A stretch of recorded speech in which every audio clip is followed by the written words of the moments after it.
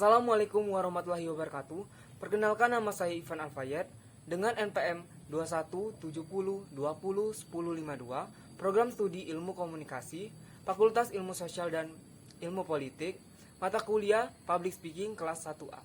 Baiklah, dalam video kali ini saya akan menyampaikan tentang hambatan dan tips dalam public speaking atau berbicara di depan publik, berbicara di depan umum. Hambatan-hambatan dan tips public speaking. Yang pertama saya akan menyampaikan hambatan dulu, yaitu 1. Ketakutan dan grogi. Ketakutan ini adalah takut akan salah dan takut apa yang kita sampaikan di depan publik tidak memuaskan. Ketakutan ini disebut dengan glossophobia.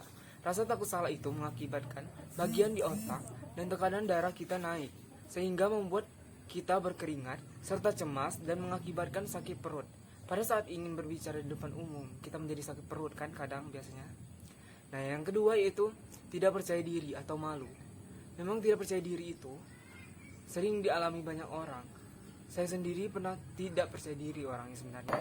Rasa tidak percaya diri ini muncul ketika kita sudah berhadapan dengan orang banyak. Ketika kita public speaking, rasa percaya diri itu akan turun. Hambatan selanjutnya yaitu overthinking atau pikiran berlebihan. Pikiran seakan-akan waktu kita public speaking, orang akan menghakimi kita. Dan pada public speaking, serasa public speaking itu menyeramkan berbicara di depan umum. Padahal nyatanya, orang tidak akan menghakimi kita.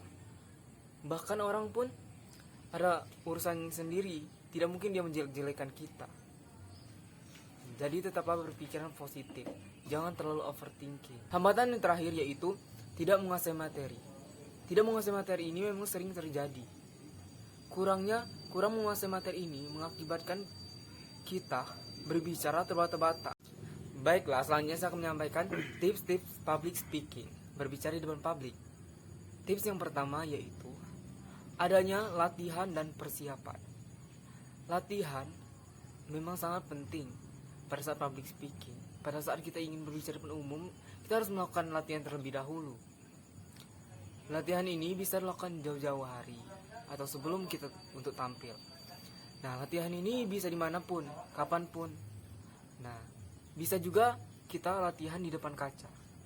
Kalau saya pribadi, saya latihan di ruang tamu. Pada saat orang tua saya pergi atau lagi di rumah sendiri, saya mengekspresikan diri atau belajar speaking itu di ruang tamu. Saya ekspresikan, saya anggap di ruang tamu itu banyak orang, banyak teman, dan saya ngomong-ngomong lah di ruang tamu itu. Pas waktu saya ingin presentasi atau pas waktu SMA kan ada praktek tuh.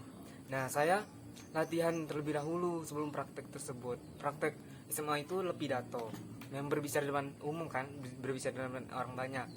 Nah, saya latihan di ruang tamu. Saya ekspresikan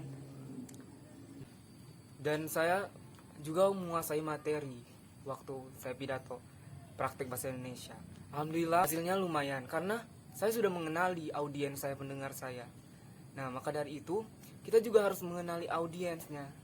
Gimana caranya? Kita sebelum ingin berbicara di depan umum atau ada berbicara di depan orang banyak itu, kita kenali dulu audiensnya.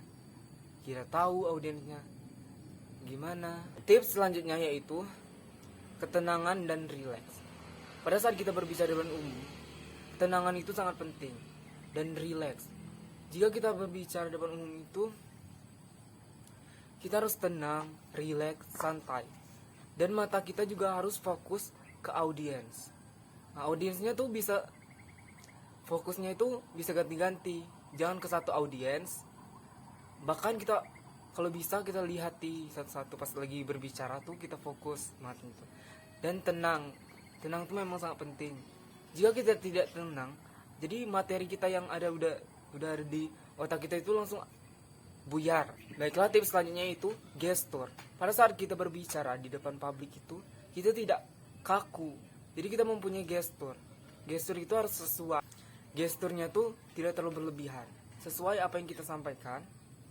Nah, agar juga menarik dalam materi yang kita bicarakan itu juga, yang kita sampaikan itu jangan terlalu kaku. Ada unsur humorisnya agar penonton tidak bosan, audiens tidak bosan. Jadi memang tetap tertuju karena kita. Tips selanjutnya yaitu penampilan. Penampilan ini harus diperhatikan. Penampilan pertama yaitu penampilan cara berpakaian. Kita juga harus memerhatikan cara berpakaian. Cara berpakaiannya dengan memakai pakaian yang sopan dan pantas. Jika kita berpakaian yang rapi pada saat berbicara di depan publik, maka kita akan terlihat rapi dan enak dilihat. Penampilan yang kedua yaitu penampilan berbicara pada saat di depan publik. Sebelum memulai pembicaraan, sebaiknya kita senyum terlebih dahulu dan sapa audiens agar kita terlihat ramah dan wajah kita jangan terlihat cemberut. Keluarkanlah aura positifmu dalam dirimu. Buang rasa takut dan selalu tersenyum. Dan lanjut ke tips selanjutnya, yaitu penggunaan bahasa dan kata.